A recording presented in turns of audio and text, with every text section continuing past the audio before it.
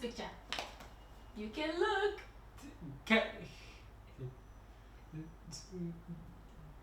Keyboard. It's not a keyboard. Hold on, wait. It's an animal. It's an animal. People keep this animal in the house. It's a small animal. And it makes a sound that begins with an M. It's not up there. It stays in the house. It's a little animal that stays in the house. And it makes a sound that begins with an M and ends with a W. Cat. Yes! You're so smart!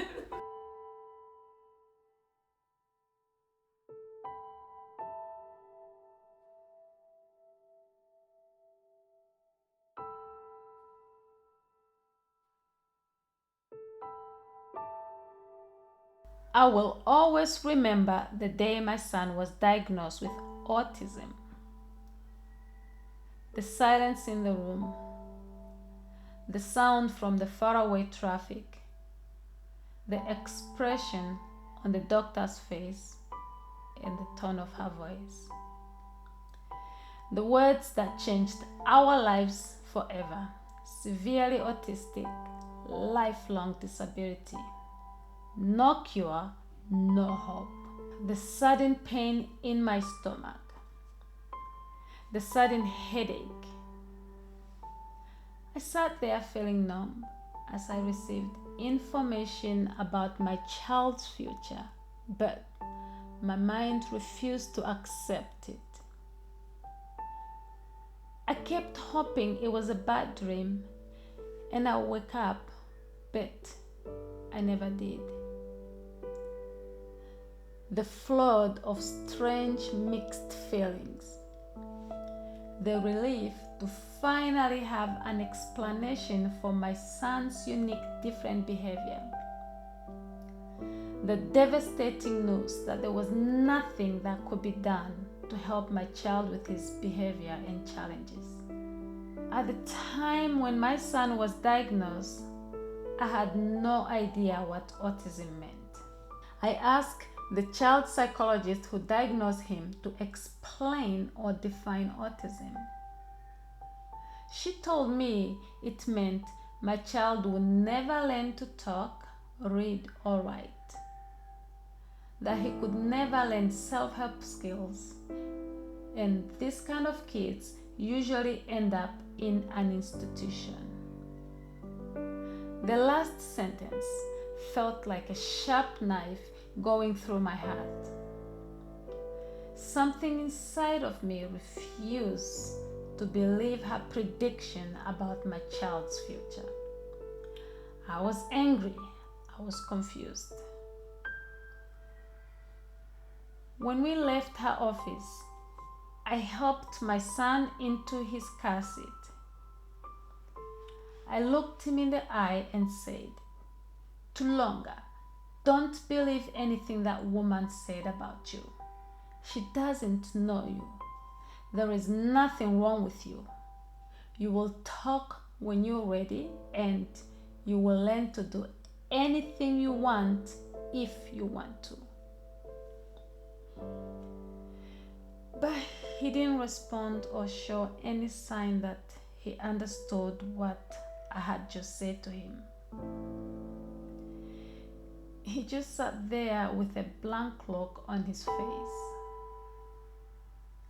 I sat there next to him, wondering when or what had gone wrong.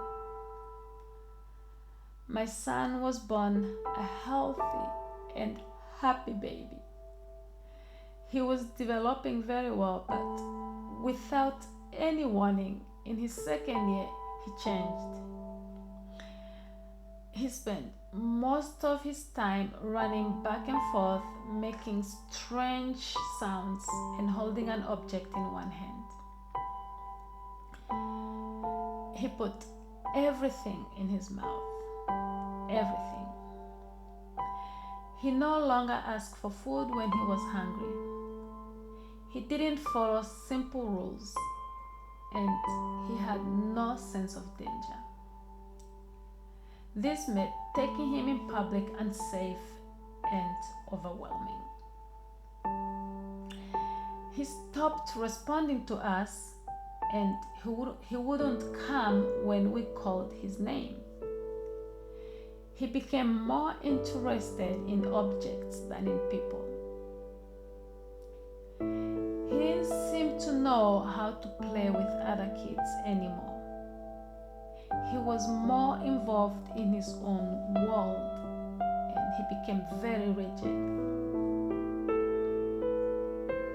It was clear he was slipping further away, and I didn't know what to do, but I refused to give up hope. In my desperate search for a solution, I found a loving and unique program for my unique child. The Sunrise program taught me to join my son in his exclusive play, not to imitate, but to really love and accept him where he is and join him in his own play. This helped create a bond of trust. I joined him in his activity of running back and forth, holding my own object.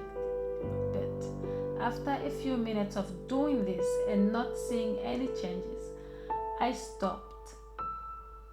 And he came up to me and mumbled these words, "Mommy play," meaning "Mommy play."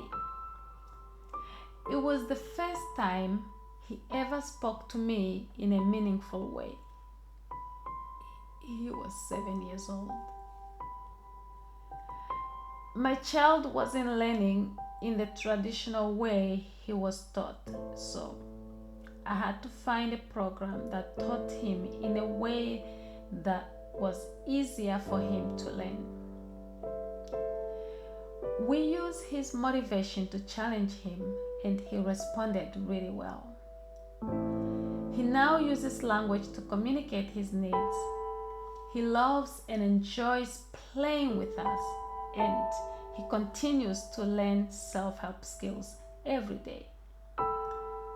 I will always be grateful to Mendability for making life much easier for my son by being able to deal with his sensory challenges, and to the Sunrise program for giving my son his voice, and so much more.